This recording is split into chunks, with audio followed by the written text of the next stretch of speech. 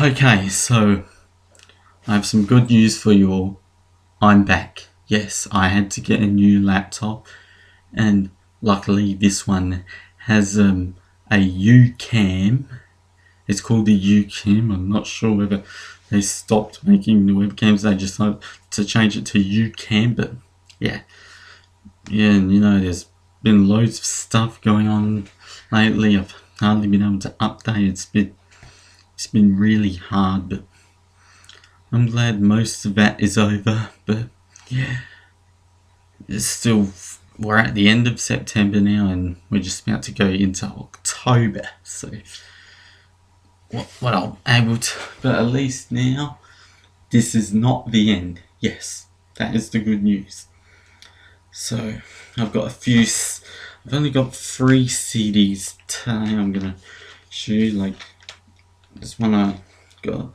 So this one's the new Chimera album, Crown of Phantoms, and the new Devil Driver album, Winter Kills, and the new Dream Theater album, self-titled. So I'll start off with the Chimera one. So Crown of Phantoms. This is the second thing I've won from Hoagie, Andrew Hogue, former host of The Racket on Triple J, who is now in charge of Australia's only dedicated and rock and metal radio station, andrewhogue.com. You should all check that out. So, yeah, soon it'll be, in 2 months, it'll be 2 years since he announced he was leaving, and then at the last few minutes before the show ended, he announced that it wasn't his decision to leave Triple J, and that was kind of really devastating. Yeah, back the way back in 2011. Now here we are in 2013. So yeah, we talk about Chimera, Crown of Phantoms. It's got an interesting artwork here. I think, I'm not sure, this looks kind of like some kind of Egyptian kind of artwork, but yeah, it's a really interesting artwork you've got here. There's some great tracks on here, like The Machine. It opens up with like what sounds like a Fear Factory, with like,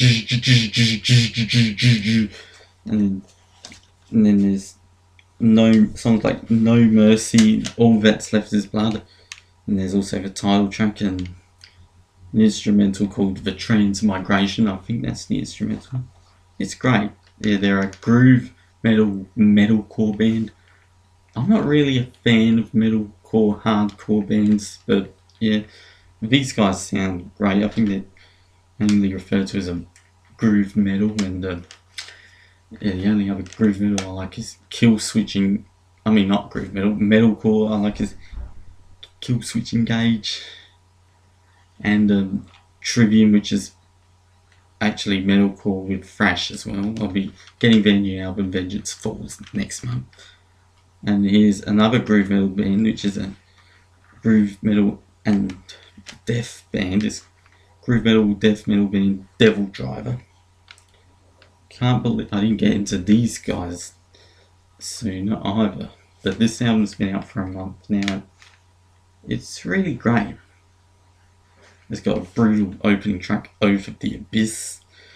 Like, and then there's ruthlessly like, it's like, so that right there is their singer, Des Fafara.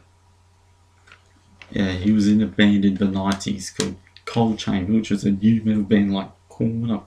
I've got to get all that stuff now. So yeah, it's got some great songs, and there's also the title track, Winter Kills, sounds like Gojira. And then they made a video for the Appetite, and it's just about, you got these guys skateboarding. They're all fans. I think they're from their fan club or something like that. Then there's the AWOL Nation cover Sail. So please excuse me. But yeah, that cover, it's a great album. I now have to get all the Devil Driver albums now, so yeah, they're a great band, so I don't know why I didn't get into them sooner, but I'll get them all as soon as possible. And last but not least, the new Dream Theater album. Yes, it's really a great album. It's actually the best album I've heard all year. Like, it opens with an instrumental called False Awakening Suite, which guitarist John Petrucci had decided that they wanted to write their own instrumental music. So they decided to use that for opening their shows. And then there's also the Enigma Machine, and that's the real instrumental. It's the first album with instrumentals on it since Train of Thought, which came out back in 2003, which was 10 years ago. And this album, as you can see, is the first. It now actually has 2 instrumental tracks. So this album actually has elements from like all their past albums, like Images and Words to Awake, and like from Scenes from Memory to Octavarium. It's like they've put all different elements into just one album. And some may listen to it and think of it as like you hear it's like you mean systematic chaos meets a dramatic turn of events. Like you hear the enemy inside, it sounds kind of reminds me of a dramatic turn of events, and then actually systematic chaos is like a part which reminds me of Prophets of War, and then the solo reminds me of On the Backs of Angels, back from the last album, which was a dramatic turn of events. So yeah, as you can see, this is the second album with Mike Mangini on there. So here's we got and then there's the Looking Glass, inspired. It apparently was inspired by Rush's Limelight, and then it sounds like his fans called it like a new version of Images and Words. The Bigger Picture's like it's a ballad. It's a great song. It's like they've used. It's like kind of reminds me of A Change of Seasons up to Scenes from Memory. And then there's Behind the Veil. It's a heavy song. It's a great song. Surrender to Reason, more like a Images and Words meets Falling into Infinity. Although the bit where James LaBrie starts singing it reminds me of One Last Time from Scenes from Memory, and the guitarist plays acoustic, which reminds me of The Count of Tuscany. Along for the Ride, there is I guess some have called it a sequel to Beneath the Surface, although this one's got some rock in it. And Illumination Theory, the 22-minute epic, that reminds me of Octavarium, up to In the Presence of Enemies, up to The Count of Tuscany. So yeah, it's a great song. It's quite an epic.